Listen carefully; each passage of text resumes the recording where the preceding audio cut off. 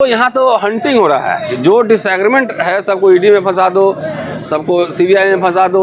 अब हमारे जैसे आम आदमी से भी अगर देश में खतरा हो गया है तो मेरी भी गिरफ्तारी कराई थी ना, तो कराओ, जेल भेजो, क्या है। लेकिन शिक्षक होने का, विश्वविद्यालय में काम करने का जो धर्म है वो धर्म हम निभाएंगे। दलित नेता सिर्फ वोट लेता है, वो कल्चर के लेवल पे काम नहीं करता। जब तक आप वैकल्पिक कल्चर नहीं देंगे तो जो दलित कांवड़ में जा रहे हैं, चाहे इनके दंगे में जा रहे हैं, तमाम जा रहे हैं, तो उसको हम क्या दोष दें।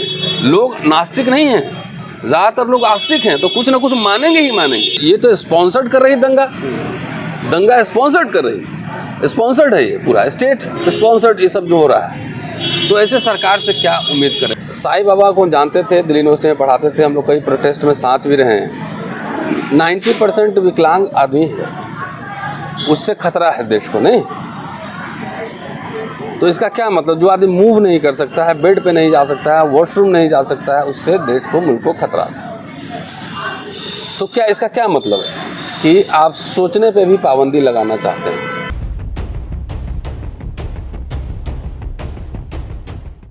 जिस तरह से आपको मालूम है 2014 से लेकर 2024 आ गया, 2019 के बीच में जो जिस तरह का माहौल रहा, वो पूरी बात हम आज करेंगे। चाहे वो इंटरनेशनल इशू है, चाहे फिर इंटरनल मामला है, देश के अंदर के मसले हैं, चाहे बाहर के।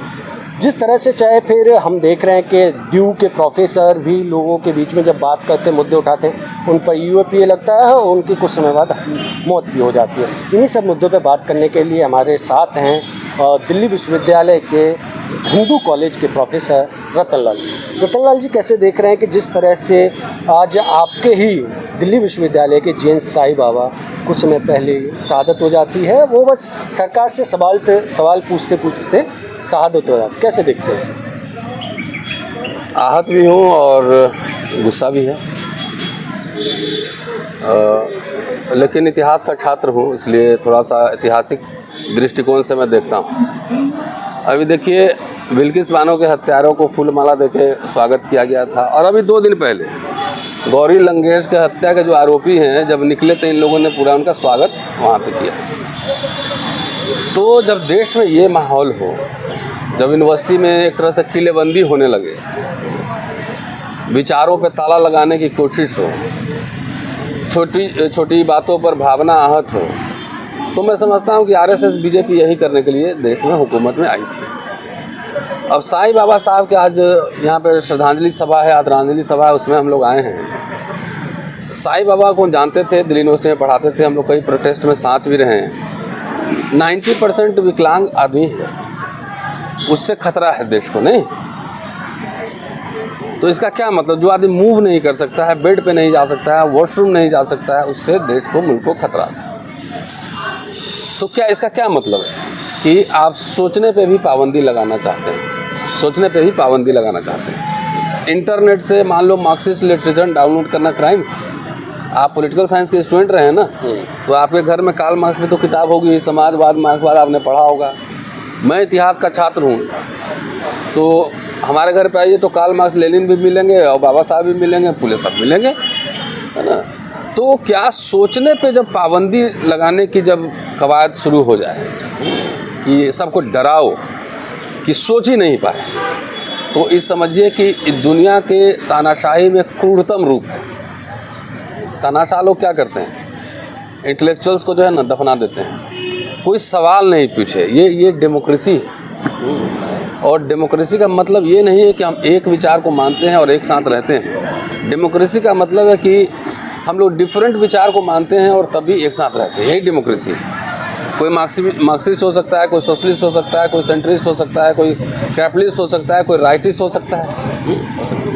लेकिन जीएन साईं बाबा पे जिस तरह से उनको यूएपीए लगाया गया, जिसके खिलाफ वो लड़ रहे थे, मतलब त्रासदी है कि जिस कानून के खिलाफ वो लड़ रहे थे वही कानून के अंदर उनको जेल में डाल दिया गया।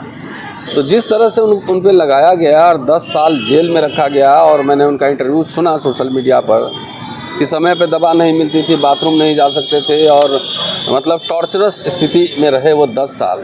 तो जो आदमी ऑलरेडी विकलांग हो और 90% डैमेज हो, और 10 साल उसको टाइम पे दवा खाना केयर नहीं मिल, तो इसका मतलब कि और डिजीज़ को आप इनवाइट कर रहे हैं ना, और डिजीज़ को इनवाइट कर रहे हैं। तो एक होता है कैसे आप किसी को मार दीजिए, एक होता है मतलब मीठी गोली दे के मारना, स्वीट पॉइजन।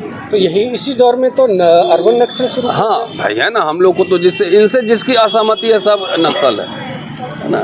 इनसे आज बहराइच में क्या हो रहा है, अब तो वीडियो सामने आ गया कि आप किसी के घर पे चढ़ के और उसको हरे झंडे को उतार के और भगवा झंडा लहरा रहे हैं। दशहरे पे भागवत का भाषण सुन लीजिए। इसलिए मैंने कहा ना कि आरएसएस बीजेपी का फिलॉसफी में समझता हूँ कि हम लोग तो पहले भी इस यूनिवर्सिटी में रहे लंबे समय से।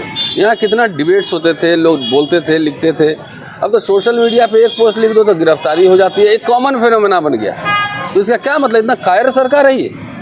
और किसी की भावना आहत हो रही तो कोई पैरामीटर है, डिग्री है कि मेरा इतना भावना आहत हुआ, कहीं दंगे फसाद हुए? ये तो स्पॉन्सर्ड कर रही दंगा स्पॉन्सर्ड कर रही, स्पॉन्सर्ड है ये पूरा स्टेट स्पॉन्सर्ड ये सब जो हो रहा है।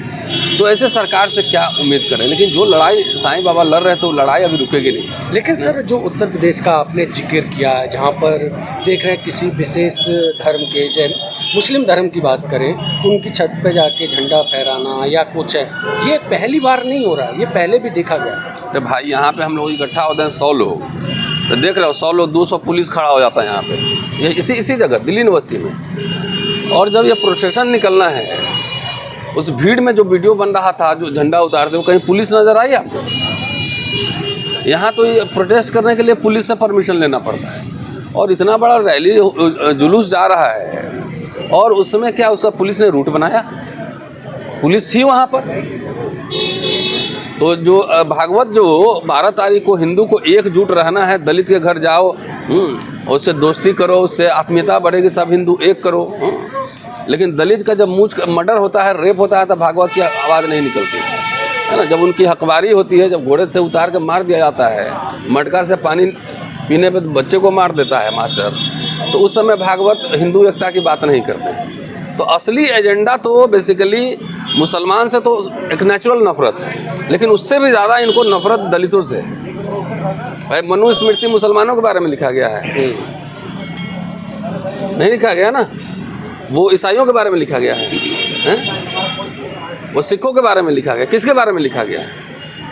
वो हिंदुओं के बारे में लिखा गया है मनुस्मृति। महिलाओं के, हिंदू महिलाओं के बारे में लिखा गया, ईसाई महिलाओं के बारे में नहीं लिखा गया।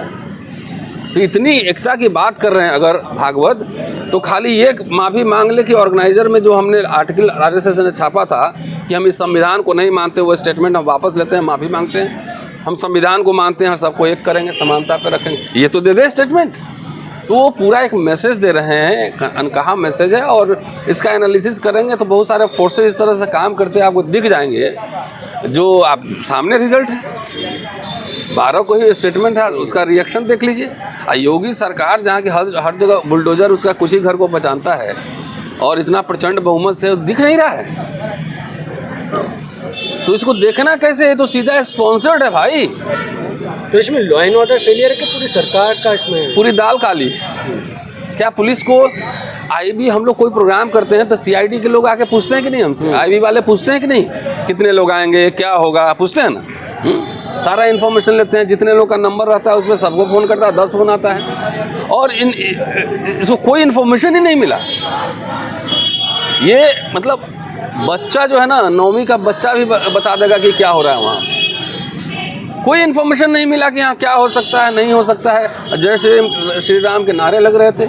तो राम के तो कई रूप रहे, एक मर्यादा पुरुषोत्तम का भी है, लेकिन इन लोगों ने तो इस तरह से राम का प्रेजेंटेशन कर दिया है कि वो सिर्फ, भाई यूपी में एक और घटना घटी है ना कि एक एमएलए को पीटा है, भाजपा के एमएलए को भाजपा का ही विधायक लॉयर पीट दिया। हिंदुत्व का आवरण ओढ़ लो। जितना एक ब्राह्मण लड़का गोमांस के चक्कर में मारा गया ना, तो भाई हाथ में मशाल लेके जो है ना, कोयले के खदान में रोशनी नहीं करते। मेरी बात समझे? सर आपकी जो जितने भी इंटेलेक्चुअल हैं, सिविल सोसाइटी के लोग हैं, क्या जो दलित वर्ग है उस तक आप लोगों की आवाज़ पहुंच रही है? क्योंकि आज से पहले देख रहे थे कि जिस भी दंगे में होते थे तो ज़्यादातर दलितों के नाम आते थे, चाहे मरने में या मारने में। अब कुछ ट्रेंड बदल रहा है, इसे कैसे देख रहे हैं? कहाँ बदल रहा है? अभी जो हुआ है वहाँ पर जो अरे अभी भी भीड़ भाड़ में तो लोग हैं ना। देखिए मैं बोलूँगा तो इसमें दलित नेता सब नाराज हो जाता है मेरे से कि कम से कम आरएसएस जो है ना फिक्टिशियस हिंदुआइजेशन ही झूठ मूठ का हिंदुआइजेशन करे। जितना अब रामलीला ग्राउंड था, रामलीला में होता है, तमाम जाके देखिए सब दलित बस्तियों में इतने सब लोग मोबिलाइज करता है, जात जात के हिसाब से पंडाल लगवा देता है। तो they are working 24/7 on the idea of fictitious Hinduisation of Dalits. ठीक है जी, असली मार तो इन्हीं को खाना है। आरक्षण खत्म हो जाए, घंटा गोपाल ले लेना, वो हो ही रहा है, दिख ही रहा है। जैसे आरक्षण खत्म, दलित मिडिल क्लास खत्म, फिर सबको ठेल देगा गांव में कि जाओ वहाँ पे हल चलाओ, मजदूरी करो, बीपी शुगर सब तुम लोग का ठीक हो जाएगा ना। 50-60 साल में बहुत टाई हुए पहन लिए नहीं। लेकिन सर योगी जी ने कहा है कि नेता वो मैं उसमें मैं अभी कंप्लीट नहीं किया कि दलित नेता सिर्फ वोट लेता है, वो कल्चर के लेवल पे काम नहीं करता है। जब तक आप वैकल्पिक कल्चर नहीं देंगे तो जो दलित कांवड़ में जा रहे हैं, चाहे इनके दंगे में जा रहे हैं, तमाम जा रहे हैं, तो उसको हम क्या दोष दें। लोग नास्तिक नहीं हैं, ज़्यादातर लोग आस्तिक हैं, तो कुछ ना कुछ मानेंगे ही मानेंगे। ठीक है, तो हमारे नेता 5 साल खाली भात खा के सोए रहते हैं, इलेक्शन के दिन आते हैं, कल्चर के लेवल पे, रिसर्च के लेवल पे, इंस्टीट्यूशंस के लेवल पे ये काम नहीं करते हैं जी। तो योगी आदित्यनाथ ने बोला है कि दंगाइयों को छोड़ा नहीं जाएगा, बख्शा नहीं जाएगा, तो कौन दंगाई है उनके नज़र में? भाई show me your face, I will show you the rules. Show me your cast, I will show you the rules. Show me your religion, I will show you the rules. वो फ्रेम करने के लिए तो कुछ भी कर सकते हो ना भाई। कौन है दंगाई? वो तो वीडियो सामने आ गया है। हिम्मत है तो गिरफ्तार करो, गिरफ्तार करो ना। किसने रोका है आपको? भाई किसी के घर पे जाके और इस तरीके से करना, आपके घर पे कोई ऐसा पहुंच जाए क्या करोगे? सेल्फ डिफेंस करोगे कि नहीं करोगे? हम कोई हिंसा की वकालत नहीं कर रहे हैं। तो किसी को इतनी गोलियां भी तो नहीं मार सकते, 12 गोलियां उसी। अरे भाई एक मैंने पहले क्या कहा कि मशाल लेके कोयले के खान में चिराग करने जाओगे ना रोशनी, तो आग ही लगना है, आग ही लगना है। 12 गोली मारा है कितना मुझे पता नहीं है, हम किसी हिंसा के वकालत नहीं कर रहे हैं, लेकिन आपको प्रोसेस देखना पड़ेगा। अब गो मांस के नाम पे ब्राह्मण लड़का मार दिए तुमने, ये किस तरफ क्या ट्रेंड शो कर रहा है? भाई बाबा साहब ने 1948 को कॉन्स्टिट्यूएंट असेंबली में माइनॉरिटीज़ के ऊपर एक भाषण दिया था, जिसको कई भाषण में मैंने कहा है कि माइनॉरिटीज़ के लिए जो प्रोटेक्शन संविधान में वो ठीक है। माइनॉरिटीज़ ने हिंदुओं को अपना नेता स्वीकार किया है और उन्होंने लॉर्ड कर्सन का एग्जाम्पल दिया, ठीक है, कि अब इतना मत दबाओ, अल्पसंख्यक विस्फोटक शक्ति होती है। ये बाबा साहब का स्टेटमेंट है, एक्सप्लोसिव पावर, उसको इतना मत दबाओ कि एक्सप्लोड कर दे। यहाँ पे जो हालत है अभी, भाई दलित का तो वोट चाहिए। एक आरएसएस के मित्र हमारे आए थे, एक दिन हमसे पूछे अब मुसलमान को पाकिस्तान चला जाना चाहिए, तो हमने सवाल पूछा तो डंडा उंडा पकड़ा दिए लोगों के हाथ में, दलित पिछड़ों के हाथ में, फिर वो डंडा किधर चलेगा? वो तुम्हारे ऊपर ही चलेगा, तुम्हारे ऊपर ही चलेगा फिर। तो आप इतना उसको सप्रेस करेंगे किसी कम्युनिटी को, अब हमको दीवार में चिपका देंगे मान लो, तो मेरे पीछे जाने का रास्ता नहीं है ना, तब हम क्या करेंगे? आगे के लिए कुछ सिंपल। इतने एट्रोसिटीज़ हो रहे हैं, वायलेंस हो रहे हैं, पूरा अमेरिका का जो लॉ कमीशन का जर्नल छाप रहा है, रिपोर्ट छाप रहा है, माइनॉरिटी स्टेटस में आपका कहाँ चले गए हैं, वायलेंस जो हो रहा है, मीडिया का स्टेटस रिपोर्ट है, कहाँ पहुँच गए हैं आप। मीडिया तो कह रहा है डंका बज रहा है। अभी देखा ना कनाडा ने, कनाडा से इंडिया ने अपने डिप्लोमेट्स को बुला लिया, कनाडा ने बुला लिया इधर। नहीं, डंका तो बज रहा है कि नेपाल जो था, नेपाल से जो अच्छे संबंध थे, वहाँ चाइना रोड बना लिया, चाइना वहाँ पहुँच गया और आपके संबंध खराब हो गए। भूटान से आपके कैसे संबंध है, आपके बांग्लादेश से कैसे संबंध है, ये भी हमने देख लिया।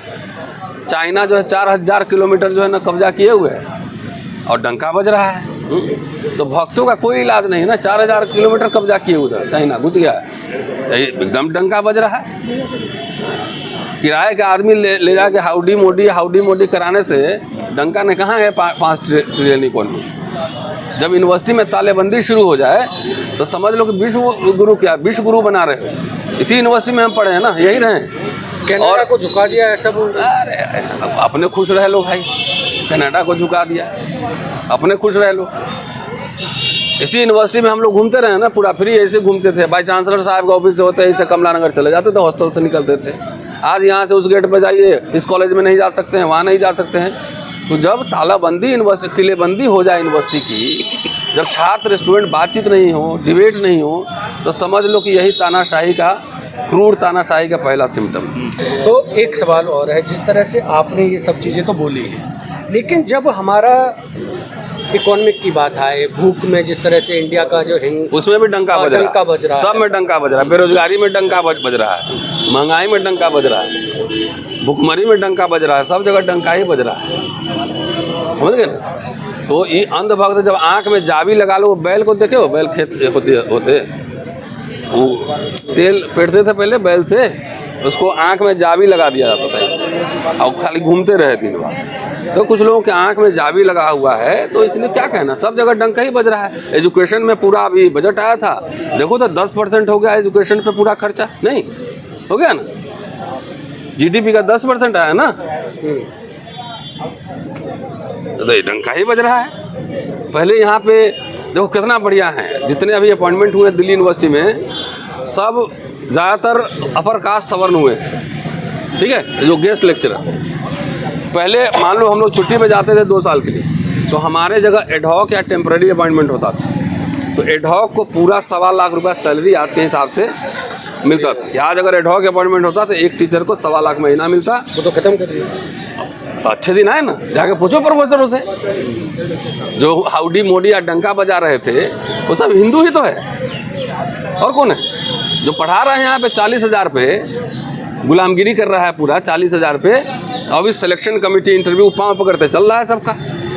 तो कितना अच्छे दिन आ गए प्रोफेसरों के, कहाँ 1.25 लाख मिलते, अब 40,000 में फील गुड करो।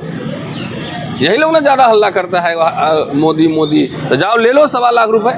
ये तो दिल्ली यूनिवर्सिटी का एग्जाम्पल दे रहे हैं, सारे संविदा पे आ गए, कॉन्ट्रैक्चुअल हो गया, 69,000 शिक्षक का घोटाला आपके सामने, सिपाही भर्ती घोटाला सामने, आंगनवाड़ी और जो शिक्षक कॉन्ट्रैक्चुअल सब सामने। अब सब जगह अच्छे दिन आ गए, 1.25 लाख से कम हो के 40,000 हो गया। विकास हुआ कि नहीं हुआ?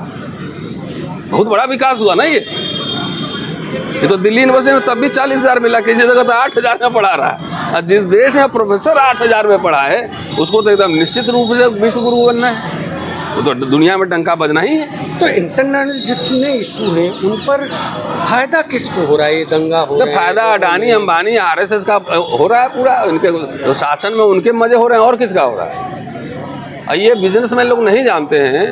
हमारे क्लास में स्टूडेंट हैं कुछ बिजनेस कम्युनिटी के, हमने कहा कि देखो ये जो पैसा स्पॉन्सर कर रहे हो इस तरह के राइट विंग फोर्सेस को, दंगाइयों को, और तुम्हें पता है कि जब दंगे भड़कते हैं तो सबसे बड़ा नुकसान किसका होता है? चांदनी चौक अगर 10 दिन के लिए बंद हो जाए तो कितना अरब का नुकसान हो जाएगा, सोच लो। तो ये लोग अभी बात नहीं समझ रहा है कि वही मशाल लेके जाओगे चिराग करने खदान में, ना तो आग ही लगना है। तो क्या क्रिमिनल पॉलिटिक्स का जन्म हो रहा है, क्या हो चुका है? अब क्या कहा जाए, उतार चढ़ाव आपने महाराष्ट्र में भी देख ही लिया। पॉलिटिकल किलिंग वहाँ हुआ ना, पॉलिटिकल लीडर की किलिंग हुई ना। तो यहाँ तो हंटिंग हो रहा है, जो डिसएग्रीमेंट है सबको ईडी में फंसा दो, सबको सीबीआई में फंसा दो। अब हमारे जैसे आम आदमी से भी अगर देश में खतरा हो गया है तो मेरी भी गिरफ्तारी कराई थी ना, तो कराओ, जेल भेजो, क्या है। लेकिन शिक्षक होने का, विश्वविद्यालय में काम करने का जो धर्म है वो धर्म हम निभाएंगे। कांग्रेस की सरकार थी, सवाल तो कपिल सिब्बल से भी हमने पूछे थे, तो उस समय तो आपको गुदगुदी लग रहा था, अच्छा लग रहा था, और आपसे सवाल पूछ रहे हैं तो आपको चिढ़ मच रही है। तो सवाल तो पूछा जाएगा। विश्वविद्यालय का सिर्फ अगर एक लाइन में समराइज करूँ क्या काम है, तो इसका काम है साइंटिफिक टेम्परामेंट डेवलप करना और लगातार सवाल पूछते रहना। लास्ट सवाल एक है कि जिस तरह से आपने महाराष्ट्र की बात की, गृह मंत्रालय से आदेश आया है कि जो बिश्नोई है उसको आप महाराष्ट्र नहीं ला सकते हैं, आपको वहीं पूछताछ कर सकते हैं, बाकी आप उस पर एक्शन ले। अभी बहुत पढ़ते उसमें से खुलेंगे ना कि आखिर कौन किसको प्रोटेक्शन दे रहा है, किसका। अभी तो कनाडा का मसला देख ही रहे हो। तो हम लोग कनाडा ने भी यही आरोप लगाया है। हम लोग जर्नलिस्ट भी नहीं है ना, पॉलिटिकल साइंटिस्ट हैं ना, खुफिया विभाग में काम करते हैं। तो जो सोशल मीडिया में तैर रहा है वो देख रहे हैं कि क्या लिंकेजेज इस्टेब्लिश हो रहा है। लिंकेजेज जो इस्टेब्लिश हो रहा है ना वो तो क्लियर कट है, वो सबको आम आदमी बता देगा क्या चल रहा है।